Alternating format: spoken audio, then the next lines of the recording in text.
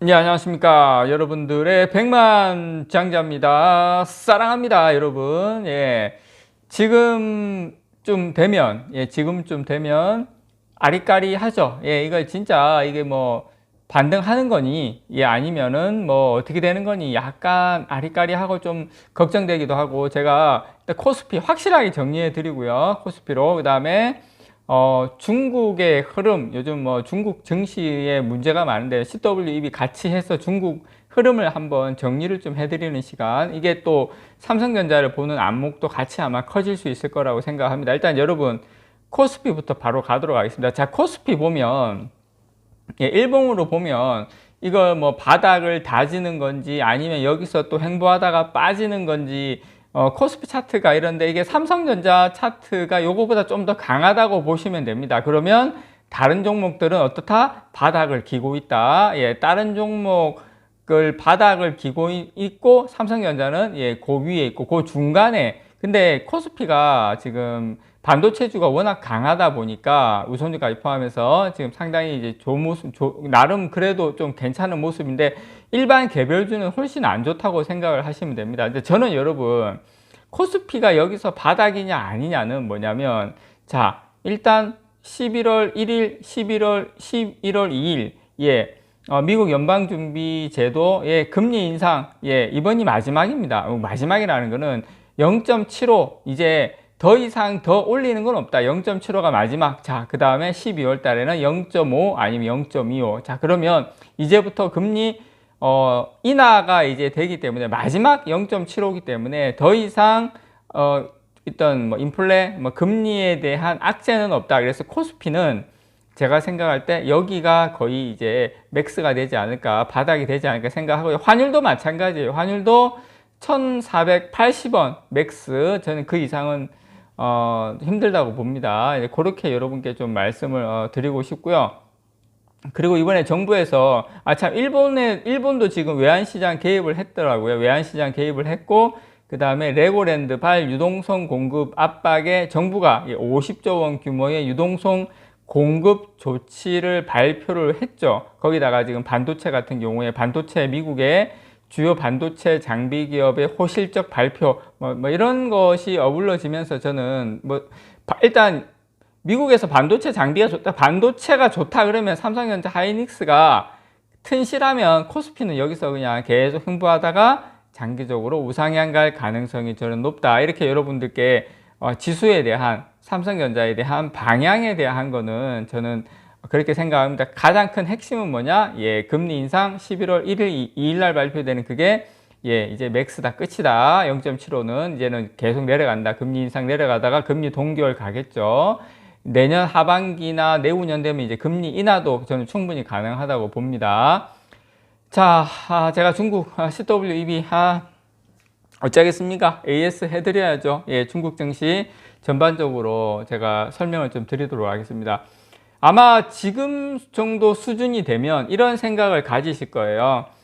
중국 쪽 증시 지금 뭐 빅테크 주 가지고 계신 분들, 뭐 알리바바, 텐센트 뭐 개별주를 가지고 계시든지 C웹을 가지고 계시든지 중국 쪽에 투자하시는 분들은 특히 홍콩 쪽에 뭐 ELS든 야 이거 망하는 거 아니야? 첫 번째 아마 그 생각 하실 거고요. 두 번째 야 안 망한다 하면 이거 회사가 이거 뭐 큰 문제가 있는 거 아니야? 실적에 큰 문제가 있거나 이거 지금 뭐 엄청난 일이 있는 거 아니야? 아마 망하는 거 아니야? 아니면 좋다 안 망한다고 치면 자 회사 실적에 뭐 큰 문제가 있는 거 아니야? 아마 그런 생각 지금 하실 거예요. 만약에 그렇다면 망하지 않는다면 그럼 언제 상승할 수 있는 거야? 언제쯤? 그건 제가 생각하는 거 그냥 말씀 있는 그대로 제가 솔직하게 말씀드릴게요. 제가 사실 이런 거 여기까지 언제쯤 상승할 수 있는 거나 이것까지 제가 이걸 누가 맞추겠습니까? 근데 제가 생각하는 거 말씀을 드릴게요. 자, 중국장 말씀을 드리는 겁니다.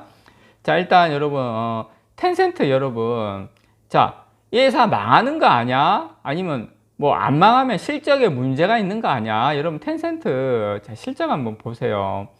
이게 2019년, 20년, 21년 지금 다른 거 여러분 보실 필요 없습니다. 뭐 영업이익 같은 경우에는 경기 좋아지고 하면 영업이익이 올라가거든요. 그건 중요한 게 아니라 저는 제일 중요한 거 여러분 매출입니다. 매출. 자, 매출 증가율 보십시오.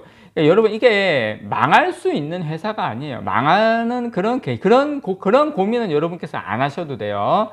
제가 왜 빠지는지 설명을 또 드리겠습니다. 자, 알리바바 보시면 예. 매출 어떻습니까? 예, 뭐 20년, 21년, 22년 여기에 약간의 그런 성장폭의 변화가 있을지는 모르겠지만 큰 틀에서는 엄청난 저는 성장성은 계속 유지가 될 수밖에 없다, 된다 이렇게 봅니다. 지금 코로나 봉쇄 뭐 이런 것 때문에 그렇지 기본적으로는 여러분께서 걱정하시는 야, 뭐 망하는 거 아니야, 뭐 실적에 문제가 있는 거 아니야, 근데 그거는 아니다. 그건 아니다. 이렇게 여러분께 말씀을 좀 드리고 싶고요. 그럼 언제 상승하냐? 언제? 이제 그건 제가 생각하는 거를 말씀을 좀 드릴게요. 자, 일단 왜 빠지냐?